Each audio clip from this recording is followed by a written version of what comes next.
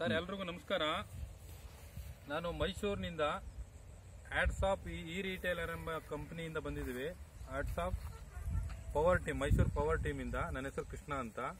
ನಾವು ಕಳೆದ 3 ತಿಂಗಳ ಹಿಂದೆ ನಂಜನಗೂಡು ತಾಲೂಕು, ಮೈಸೂರು ಜಿಲ್ಲೆ ನಂಜನಗೂಡು ತಾಲೂಕು ಪಾಳ್ಯ, ದೇವಿರಮ್ಮನಹಳ್ಳಿ ಗ್ರಾಮ ಪಂಚಾಯಿತಿ, ದೇವಿರಮ್ಮನಹಳ್ಳಿ ಪಾಳ್ಯದಲ್ಲಿ ನಮ್ಮ ಟೀಮ್ನ ಒಬ್ಬರು ಮಧುಮತಿ ಮೇಡಮ್ ಅವರ ಬ್ರದರ್, ಅವರ ತಮ್ಮ ಸತೀಶ್ ಅವರ ಫ್ರೆಂಡು ಗಿರೀಶ್ ಅವ್ರಿಗೆ 3 ತಿಂಗಳಿಂದ ಭತ್ತದ ಗದ್ದೆಗೆ ಅವರು ಚೆಲ್ಲು ಭತ್ತ ಮಾಡ್ತಾ ಇದ್ರು. ಅದಕ್ಕೆ ನಾಟಿ ಹಾಕಾಗ DNC ಮತ್ತೆ ಭೂಮಿ ಸುಧಾ, ಕ್ರಾಪ್ ಸುಧಾ, ಆನಂತರ ಬೂಸ್ಟರ್ನ ಕೊಟ್ಟಿದ್ವಿ.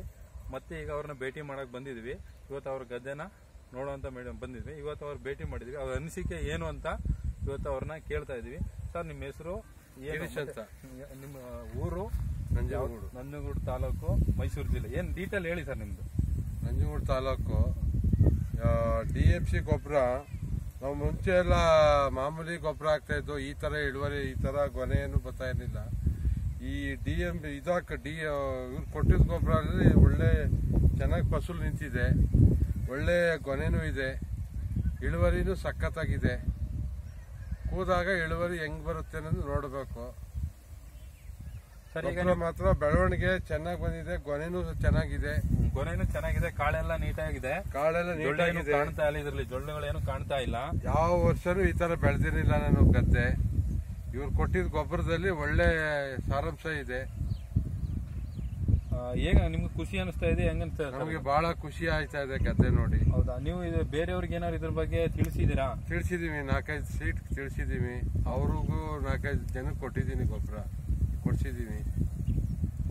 ಓಕೆ ಸರ್, ನೀವು ತುಂಬಾ ಜನರಿಗೆ ಇದ್ರ ಬಗ್ಗೆ ಮಾಹಿತಿ ಕೊಡಿ. ಯಾಕೆಂದ್ರೆ ನಾನೊಬ್ಬನೇ ಚೆನ್ನಾಗಿರ್ಬೇಕು ಅನ್ನೋದಲ್ಲ, ಕೇಂದ್ರ ಸರ್ಕಾರದ ಖಾದಿ ಗ್ರಾಮೋದ್ಯೋಗ ಇಲಾಖೆಯಿಂದ ರಾಸಾಯನಿಕ ಮುಕ್ತ ಭಾರತ ಮಾಡಬೇಕು ಅನ್ನೋ ಉದ್ದೇಶದಿಂದ ರೈತರಿಗೆ ಸಾವಯವ ಕೃಷಿ ಬಗ್ಗೆ ಕೊಡ್ತಾ ಇರುವ ಇದರಲ್ಲಿ DNC 90, ಕ್ರಾಪ್ ಸುಧಾ, ಭೂಮಿ ಸುಧಾ, ಬೂಸ್ಟರ್, ಜೀವಾಮೃತ, ಈ ತರ ಒಂದು ಕಂಪನಿಯಲ್ಲಿ 7ರಿಂದ 8 ತರ ಉತ್ಪನ್ನಗಳು, ಸಾವಯವ ಉತ್ಪನ್ನಗಳಿದೆ.